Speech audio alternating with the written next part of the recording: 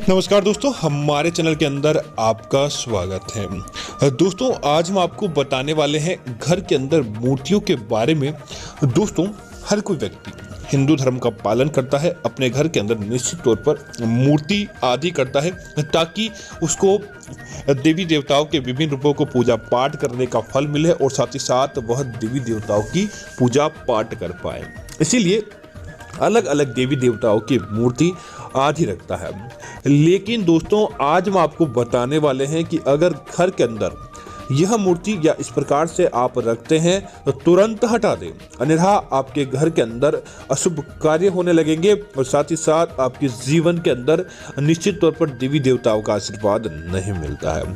तो दोस्तों, इन बातों का आप जरूर ध्यान रखें ताकि आपके ऊपर देवी लक्ष्मी की कृपा हो और चहु ओर से आपको धन की प्राप्ति हो।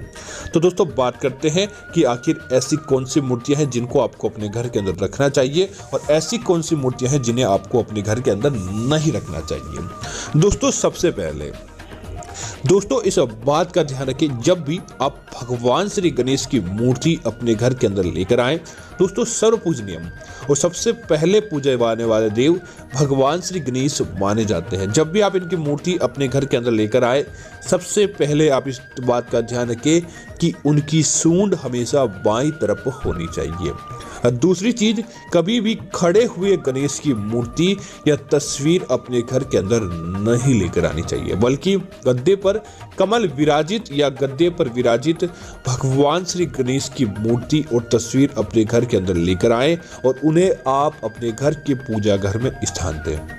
इस बात का भी विशेष ध्यान रखें कि घर के अंदर एक पूजा घर के अंदर एक से अधिक श्री गणेश की मूर्ति या तस्वीर नहीं होनी चाहिए, अन्यथा आपको राहु का दोष लग सकता है, आपको आपकी पूजा का फल भी प्राप्त नहीं होता है। दोस्तों, इस बात का विशेष ध्यान रखें, घर के पूजा घर के अंदर जो भी आप मूर्ति या तस्वीर रखते हैं, मूर्ति कहीं से भी खंडित नहीं होनी चाहिए। अगर मूर्ति खंडित हो जाती है तो तुरंत प्रभाव से आप कोई अच्छा वार, त्योहार, व्रत, मौका आदि देखकर उन्हें बदल दे और पुरानी तस्वीर या मूर्ति को आप नदी, तालाब या फिर पीपल के नीचे विसर्जित कर दें। इसी तरह फटा हुआ भगवान का किसी प्रकार का कोई पोस्टर आदि भी होता है तो इसे भी अपने घर के अंदर नहीं रखना चाहिए। इससे आपके घर के अंदर दोष लग जाता है, न कि आपको फायदा देखने को मिलता है। इसी तरह दोस्तों, देवी देवताओं की आपको इस बात का ध्यान रखना चाहिए कि कभी भी उग्र स्वभाव की, जिसके अंदर वह किसी असुर का संहार करते हो, किसी प्रकार के युद्ध को करते हो या क्रोधित भाव के अंदर हो, जिससे माँ काली की हो गई, माँ दुर्गा की हो गई, भगवान महादेव की हो गई, इस प्रकार की तस्वीरें और मूर्तियां आपको अपने घर के अंदर नहीं लगानी चाहिए, बल्कि आप सुंदर, सौभाग्य वाली और साथ ही साथ अच्छा मुख किए आपको आशीर्वाद देने की मुद्रा में हो, इस प्रकार की तस्वीरें और मूर्तियां आपको अपने घर के अंदर लगानी चाहिए ताकि देवी देवताओं का सकारात्मक प्रभाव आपके ऊपर देखने को मिले, न कि नकारात्मक रूप से वह आपके ऊपर गुस्सा हो जाए। इसी तरह दोस्तों, इस बात का ध्यान रखें, कुछ देवी देवताओं की तस्वीरें और मूर्तियां अपने घर के अंदर आप उनको पूजा पाठ करते हैं, उनको मानते हैं, लेकिन आपको उनकी पूजा की मूर्तियां अपने घर के अंदर नहीं रखनी चाहिए। जैसे कि दोस्तों, भगवान शनिदेव। दोस्तों, शनिदेव की पूजा का एक अलग विधान होता है और उनकी पूजा के नियम थोड़े कठिन होते हैं, जो आम गृहस्थी बसाए लोगों से संभव नहीं होता। इसीलिए आपको अपने घर के अंदर भगवान शनिदेव की मूर्ति, भगवान शनिदेव की तस्वीर आदि अपने घर के अंदर लाकर अपने घर के पूजा घर के अंदर स्थापित नहीं करनी चाहिए, अगर आपको उनकी पूजा का विधान और उनकी पूजा की जानकारी नहीं होती है। और अन्य देवी देवताओं की तस्वीर या मूर्ति के साथ भी भगवान शनिदेव की मूर्ति या तस्वीर नहीं रखनी चाहिए, अन्यथा शनि दोष ऐसा लगता है कि व्यक्ति सोचते रह जाता है लेकिन उसकी किस्मत उसका साथ देना बंद कर देती है। इसीलिए इस बात का आपको विशेष ध्यान रखना चाहिए। दोस्तों, इसी तरह काल भैरव। दोस्तों, भैरव की पूजा हर कोई व्यक्ति करता है और भैरव की पूजा करने से व्यक्ति का भाग्य चमकता है, व्यक्ति की किस्मत चमकती है, व्यक्ति निडर होता है और व्यक्ति को हर कार्य करने का हौसला प्राप्त होता है। लेकिन भैरव की पूजा करते समय भी इसी बात का ध्यान रखा जाता है कि अन्य देवी देवताओं की पूजा पाठ के साथ भैरव की पूजा नहीं की जा सकती।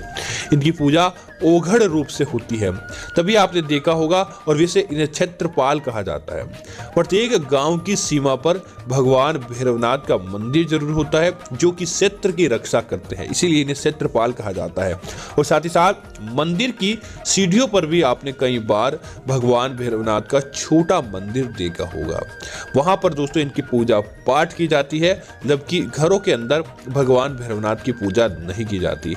इसीलिए इस बात का ध्यान रखें, अगर आप इनकी मूर्ति या तस्वीर अपने घर के अंदर लेकर आ जाते हैं तो आपके घर परिवार के ऊपर किसी प्रकार का विघ्न आ सकता है। इसी तरह दोस्तों इस बात का ध्यान रखें, जब भी आप भगवान की पूजा पाठ करते हो तब आपको अपने घर के अंदर सारी पवित्रता का ध्यान रखना चाहिए। पूजा के बर्तन और पात्र हमेशा साफ सुथरे होने चाहिए, उनके अंदर गंदगी नहीं होनी चाहिए, और बिना धोए आपको पूजा पाठ के बर्तनों का उपयोग नहीं करना चाहिए, अन्यथा आपको दोष लग सकता है फायदा होने के बजाय। इसी तरह दोस्तों इस बात का ध्यान रखिए, जब भी आप अपने घर के अंदर अपने पितरों को मनाए तो अपने देवी देवताओं की तस्वीर या मूर्तियों के साथ पितरों की तस्वीर नहीं रखें दोस्तों, इससे पितृ दोष लग सकता है, और साथ ही साथ देवी देवताओं का भी इसे अपमान माना जाता है। अगर आप अपने पितरों की पूजन करना चाहते हैं तो आप उन्हें अपने पूजा घर से अलग किसी आले या जगह पर स्थान दें, आप उनकी पूजा अलग करें और देवी देवताओं की पूजा पाठ अलग करें। या फिर दोस्तों आप अपने घर के पानी का स्थान होता है, वहां पर अपने सारे सर्व पितरों को याद कर सकते हैं, लेकिन देवी देवताओं की मूर्ति और तस्वीरों के साथ अपने पुरखों और परिजनों की तस्वीरें आपको नहीं रखनी चाहिए, अन्यथा आपको देवी देवताओं के क्रोध का भी सामना करना पड़ सकता है। इसी तरह दोस्तों देवी देवताओं की पूजा के अंदर कभी भी आपको बासी पुष्प नहीं चढ़ाने चाहिए। अगर कोई व्यक्ति देवी देवताओं की पूजा पाठ करता है और उन्हें बासी पुष्प अर्पित करता है तो ऐसे लोगों के घर के अंदर कंगाली आती है और देवी देवता भी साक्षात रूप से नाराज हो जाते हैं। उनको फल देने के बजाय अशुभ परिणाम उनकी कुंडली और उनके जीवन के अंदर देखने को मिल जाते हैं। इसीलिए इस बात का ध्यान रखें, कभी भी देवी देवताओं को बासी फल पुष्प नहीं चढ़ाने चाहिए।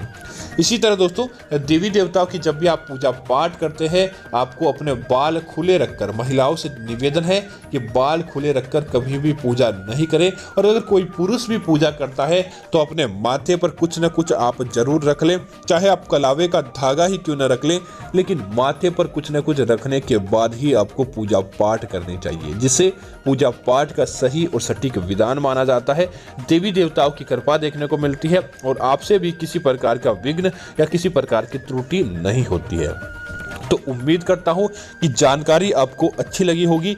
ऐसी अन्य जानकारियों के लिए आप हमारे चैनल को सब्सक्राइब कर दें और साथ ही साथ वीडियो को लाइक और शेयर करना ना भूलें, ताकि सही और सटीक जानकारी आपको मिलती रहे। धन्यवाद मित्रों, जय श्री राम मित्रों।